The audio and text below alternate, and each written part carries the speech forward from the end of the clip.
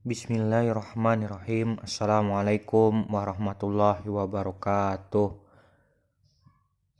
Bagaimana kabarnya anak soleh dan soleha? Semoga selalu dalam lindungan Allah Subhanahu wa Ta'ala.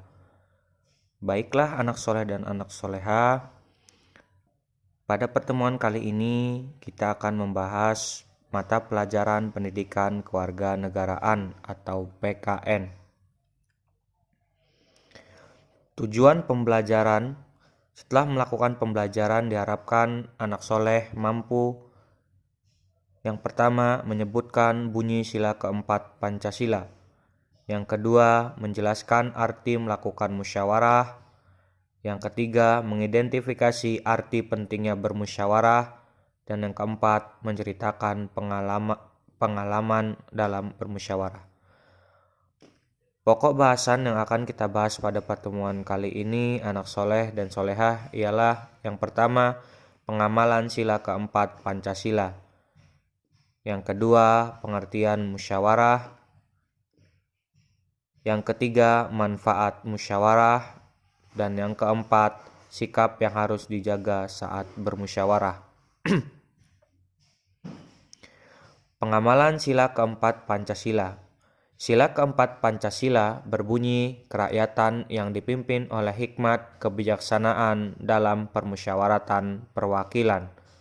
Sila keempat Pancasila dilambangkan dengan gambar kepala banteng, seperti yang anak soleh dan soleha lihat ya, seperti ini, disimbolkan dengan gambar kepala banteng sila keempat.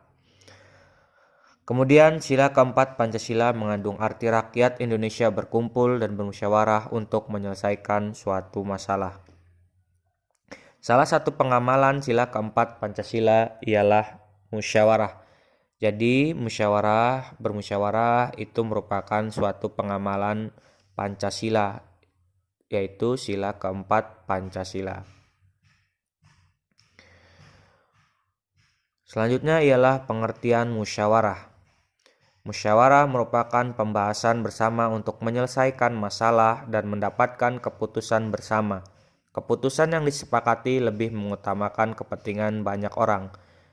Jadi, di dalam musyawarah kita tidak boleh mementingkan kepentingan diri sendiri. Harus mengutamakan kepentingan banyak orang. Jika musyawarah menemukan jalan buntu atau tidak ada titik temu, keputusan bersama dapat dilakukan dengan cara pengambilan suara terbanyak atau voting. Anak soleh dan anak soleha, voting adalah pilihan terakhir bila tidak ada titik temu dalam bermusyawarah. Jadi jangan dalam mengambil putusan langsung melakukan voting, tidak boleh. Kita harus bermusyawarah dahulu. Bila memang tidak ada titik temu, baru kita boleh menggunakan voting. Jadi voting itu opsi terakhir. Selanjutnya ialah manfaat bermusyawarah. Kegiatan musyawarah memiliki banyak manfaat, antara lain yang pertama, melatih kita untuk berani menyatakan pendapat. Yang kedua, mengambil keputusan yang adil dan bijaksana. Yang ketiga, menciptakan rasa kebersamaan dan tanggung jawab. Dan yang keempat, menghargai pendapat orang lain. Selanjutnya, sikap yang harus dijaga saat bermusyawarah. Saat menyampaikan pendapat, sebaiknya kita melakukannya dengan sikap yang santun. Saat orang lain berpendapat, kita sebaiknya mendengarkan dengan saksama dan menghargainya. Menghargai pendapat orang lain merupakan kewajiban setiap anggota musyawarah tersebut. Hasil musyawarah merupakan hasil keputusan terbaik yang disepakati bersama. Oleh karena itu, penting bagi setiap anggota musyawarah untuk memberikan pendapatnya sebelum keputusan diambil. Jika pendapat kita tidak digunakan dalam pengambilan keputusan, kita harus menerimanya dengan lapang dada. Lanjut ke soal dan pembahasan. Tuliskan bunyi sila keempat Pancasila. Baiklah, anak soleh bisa menjawab? Ya, benar. Sila keempat berbunyi kerakyatan yang dipimpin oleh hikmat kebijaksanaan dalam permusyawaratan perwakilan. Soal nomor 2. Apakah yang dimaksud dengan musyawarah? Silakan anak soleh yang ingat dengan materi yang Abi sampaikan tadi.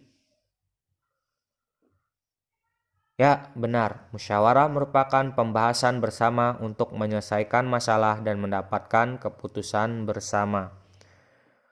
Selanjutnya soal nomor 3. Tuliskan 3 manfaat melakukan musyawarah. Ya.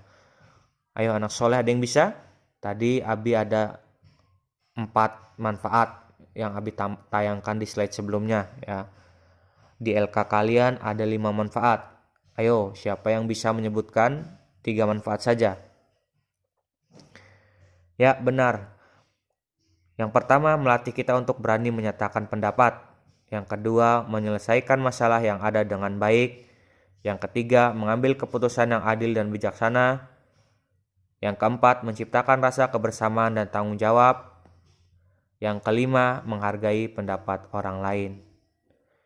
Oke, 3 soal, anak soleh sudah bisa. Sekarang soal nomor 4. Bagaimana seharusnya sikap kita saat orang lain sedang menyampaikan pendapat dalam musyawarah?